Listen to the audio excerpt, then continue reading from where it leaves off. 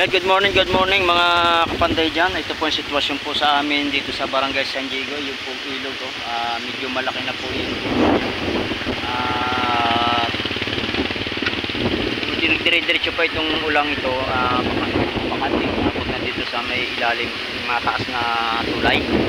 Yan po, na sobrang laki po ng tubig. Kung pinalawanan nyo sa itumigil ang po mga kapanday. Ayan po ang sitwasyon po dito. Ayun, may ibang kapa doon, no? Nakabalantara doon sa isang tabi. Grabe talaga ang inuulang ito. Sobrang dami tubig na binagsak ng ulan at may kasama pang hangin. Puntahan po natin yung Karakawa, yung papuntang bayan po ng Liam. Ayun po yung ito po yung bakante pong lupa po dito, nakarugtong po ng ilog. Ayan po, sobrang laki na rin po ng tubig ng ilog dito sa amin. Ayan, ito yung dating tambuan at tinataniman ng tubo. Sa ngayon po yan, sa sobrang laki ng tubig. Pero malaki na rin po, iniliit po ng tubig dahil sa Pakati na rin po yung dagat. Puntahan po natin po na doon. Ayan mga kapanday, dito na po tayo sa parte po ng Karakawa. Ay, at medyo may dilim na naman. At nandito po yung mga barangay tanod. Shoutout dito kay Paring Buda. Ayan, nandito po yung mga barangay tanod dito. Kusyal.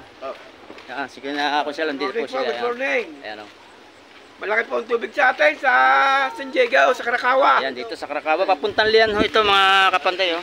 Ayan, pupuntahan po natin banda roon. Dito sa taas ng Bulakay Piya ito. Ikaw, ba't hindi ka lumangoy? Waterproof. Waterproof? Ayun, puntahan po natin yan. Sobrang laki po ng tubig. Hanggang doon, no? Parang gusto pang tumbasan si Undoy, buti na lang at tumigil pong ulan. Sa mga parte po doon, sa mga amin po doon, sa bukid doon, dagat na rin po yung pinakatubigan. Parang dagat na rin. Ito yung papuntang Lian, ito yung karsada na papunta doon. Kaso lang hindi na makatawid dahil sa sobrang laki po ng tubig. Kung ito, baka ito kung may 2 araw bago pa ito lumiit. Pero kung magdidire-diretso pang ulan, baka matagalan po ito bago lumiit. Nasabayan pa ho ng high tide mga kapanday dyan. Pakashare na lang po na ang video. Sumunod na sa inyo lahat at huwag po tayong titigil sa pagdadasal upang tayo hindi pabayaan po ng Lord. Yan po nangyayari dito. Yan, napakalakas ho itong tubuhan. Napakalakas din ng hangin kahapon at ng hangin at ulan. Sobra. Yan, nandito tayo sa parte ng Baldeo. Kaya pakita ko lang sitwasyon po sa inyo dito. Yan, hanggang dito na lang at good morning po sa inyo lahat.